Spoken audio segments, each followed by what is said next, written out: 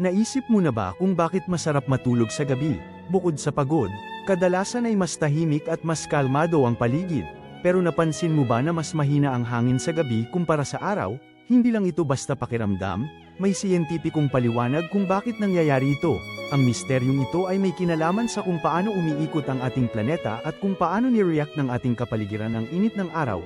Tara, alamin natin ang nakakamanghang katotohanan sa likod ng kalmadong gabi. Sa umaga, sikat ng araw ang nagbibigay buhay sa lahat. Ang lupa, semento, at mga gusali ay mabilis uminit. Ang hangin na malapit sa lupa ay umiinit din at dahil mas magaan ang mainit na hangin, umaakyat ito, nagkakaroon ng paggalaw ng hangin, parang nagpapalit sila ng pwesto, kaya mas malakas ang simoy, parang may mga maliliit na air current na umaakyat at bumababa, kaya mas magulo ang daloy ng hangin at mas ramdam natin ang kanyang lakas.